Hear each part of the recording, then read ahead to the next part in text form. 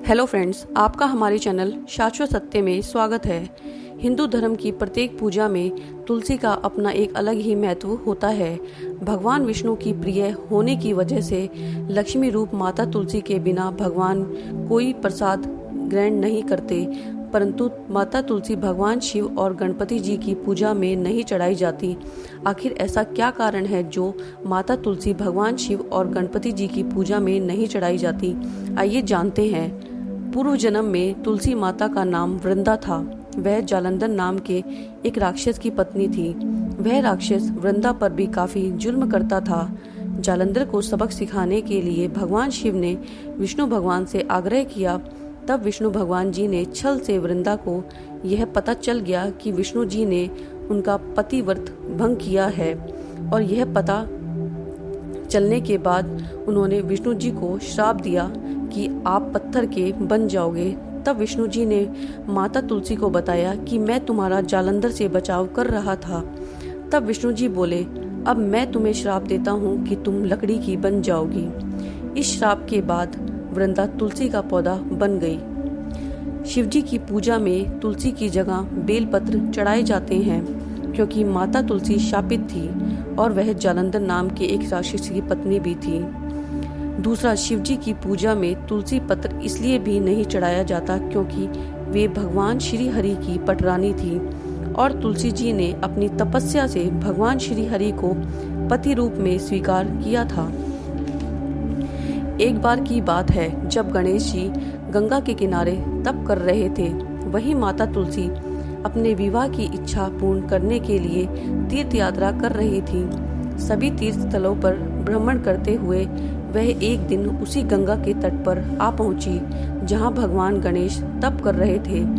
भगवान गणेश को तप करते देख वह उन पर मोहित हो गई, और उन्होंने भगवान गणेश जी के साथ मन कर बना लिया कि वह उनसे विवाह करेंगी, और गणेश जी की तपस्या को भंग करते हुए उनके सामने विवाह का प्रस्ताव रख दिया। तपस्या भंग होने पर भगवान गणेश ने क्रोधित होते हुए विवाह का प्रस्ताव ठुकरा दिया और कहा कि वह एक ब्रह्मचारी हैं, और इस बात से वह गुस्साई माता तुलसी ने भी गणेश जी को श्राप दिया और कहा कि उनके 2 विवाह होंगे। इस बात पर गणेश जी ने भी उन्हें श्राप दे दिया और कहा कि उनका विवाह एक असुर शंख पूर्ण से होगा। राक्षस की पत्नी होने का श्राप सुनकर तुलसी जी ने गणेश जी से माफी मांगी। तब भगवान गणेश जी ने उन्हें क्षमा दान देते हुए कहा कि वह सतयुग में भगवान विष्णु और कृष्ण जी की प्रिय होने के साथ साथ कलयुग में संसार को जीवन और मोक्ष देंगी, लेकिन मेरी पूजा में तुलसी चढ़ाना अशुभ माना जाएगा। उसी दिन से भगवान गणेश जी की पूजा में कभी तुलसी नहीं चढ़ाई जाती। शास्त्रों के अनुसार तुलसी में नियमित रूप से जल चढ़ाना शुभ माना जाता है, लेकिन धार्मिक मान्यताओं के अनुसार रविवार और एकादशी के दिन तुलसी में जल नहीं चढ़ाना चाहिए।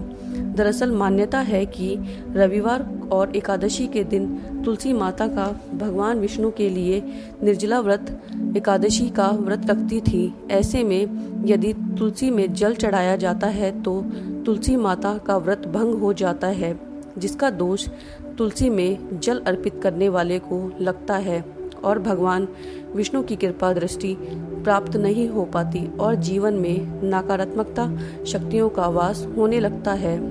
इससे घर में कलेश उत्पन्न होता है और माता लक्ष्मी भी रुष्ट हो जाती हैं। तुलसी में जल अर्पित करने से पहले स्नान करना जरूरी है। तुलसी में जल चढ़ाने के बाद तुलसी माता को प्रणाम जरूर करें। धार्मिक मान्यताओं के अनुसार सूर्योदय के समय तुलसी में जल अर्पित करना शुभ होता है।